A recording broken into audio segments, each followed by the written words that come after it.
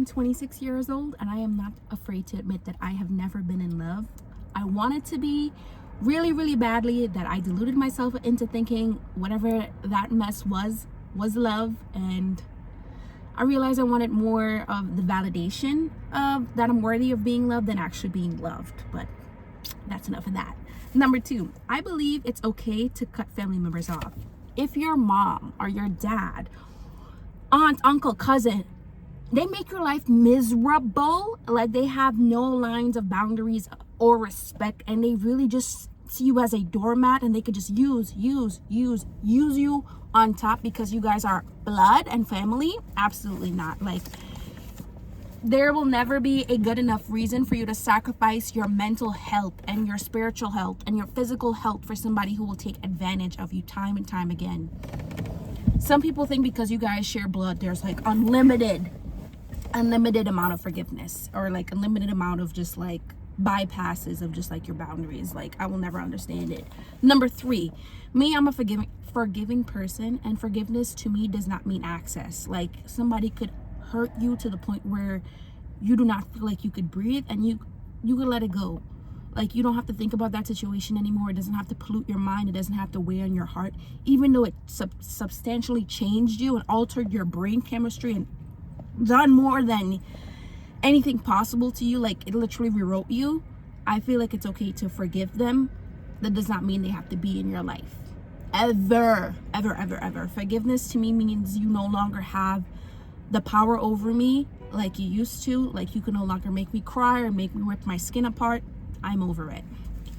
Number 4, I have never in my life seen a healthy relationship dynamic or a healthy family dynamic, and my standards for that are on the ground.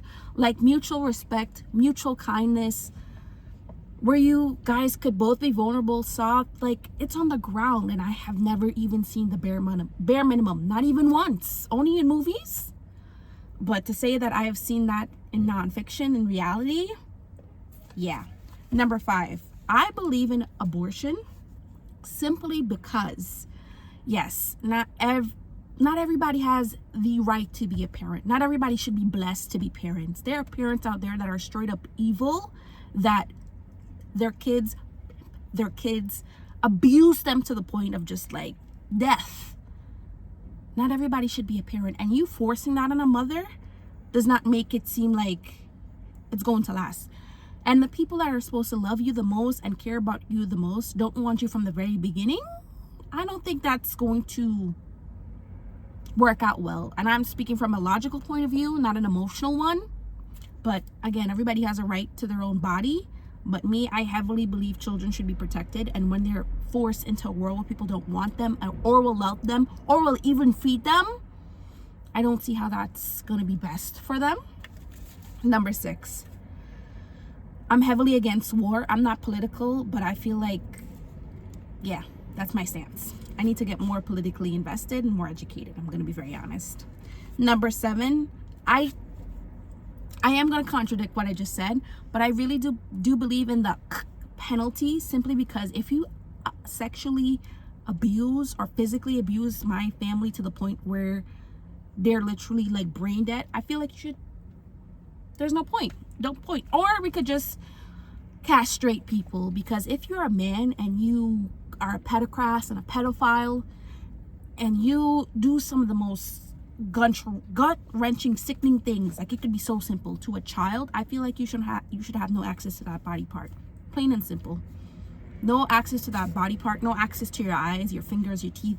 I feel like they should just erase it all, because to me, for you to do that to a child, a literal child, I'm trying to be a good Christian individual, but I can't even begin to stomach the thought of it. And knowing that people do that on a daily, I feel like you should lose access to your body parts. Even women, I feel like a woman doing that to a child, whatever they do, I don't think being behind bars is enough for those type of animals. I really don't. Whew. Number 8, I believe a lot of us lack empathy because we were never taught it. Like, when you were taught in your household, suck it up, don't show any emotions, don't be kind, like, don't have like I don't want to see tears from you, I don't want to see tears. Be stoic. Be a man. Be a man. Even when as a woman, you're raised to be a man. Even as a man, you're raised on like this very toxic like masculinity of just like, if you're struggling, suck it up, suck it up.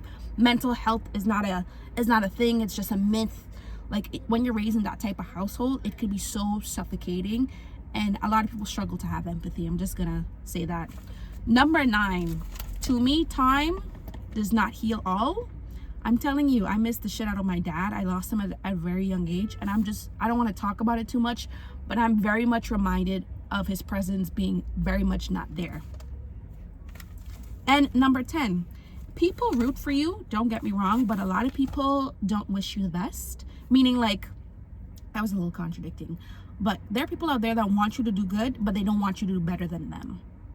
Like the envy, honey, it's coming inside. The jealousy, it's coming inside.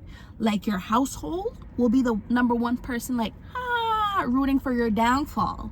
And it could be a stranger that you dap up that will have more of a excitement for your capabilities and your awards and giving you your flowers than people who are supposed to wish you the best. They wish you the best, just not better than them. That's how I feel. Number 11, a house built on someone else's pain will not last. Will not last. You could take a man from a girl from a man. Like you could be a home wrecker, and you thinking that situation will never come back to you. Crazy work. 12, last but not least.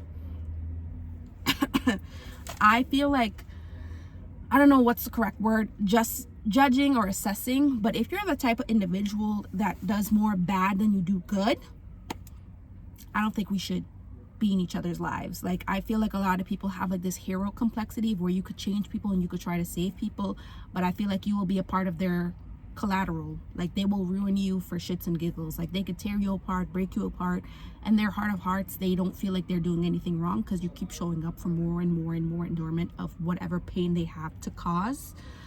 So again, I feel like if you see this person giving you more bad than they are doing good to you, I feel like you should run and never look back. Judge the situation, assess it. Perfect wording. Take it for what it is.